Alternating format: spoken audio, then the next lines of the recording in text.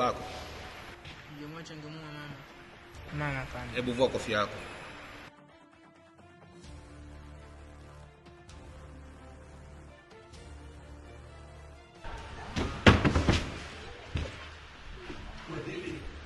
Vipi? Imekuwaje? Vipi? Bora. Watu kule mwanangu vipi? Mfanya nini uko nje? Mpaka umenyerana.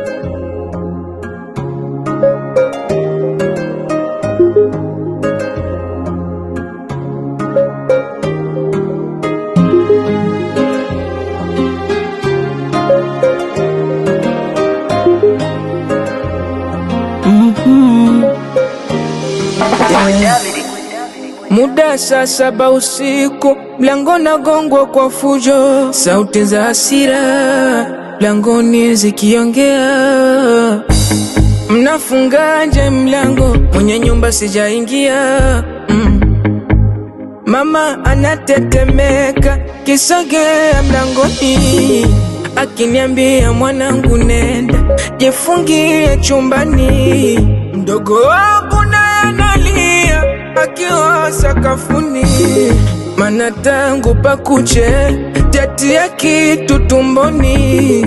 Mama baba naingia yuko tungi, mkononi ana chupa mbili, akimwita mama puzi, kumwoa yeye alifeli. Anasema yeye alikuwa tajiri, ila mikosi ilianza baada. Kosa kubwa analokiri, kumruhusu mama kumzalia.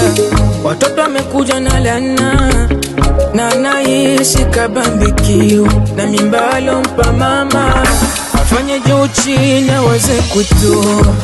Kweli nimemuua baba, nimefanya kweli sijasingizio. Nimemuua baba, alivyofanya siwezi vumilia. Nimemuua baba, nimeua mwenyewe kwa mikono yangu. Nimemuua baba.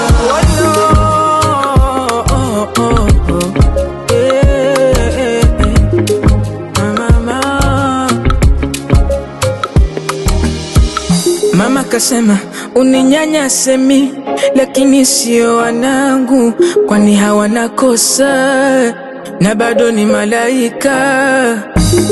Na kuhusu kutoa mimba ilivyokuwa nitakufa.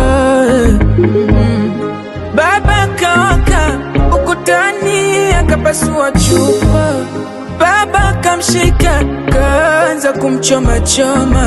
Sauti za mama akilia kwa uchungu, kashindwa kujizuia, katoka ndani kwa nguvu za ajabu. Baba nikamvamia, mama natoka damu, nikapata wazimu. Kachukua kisu kumchoma baba na siwezi jilaumu.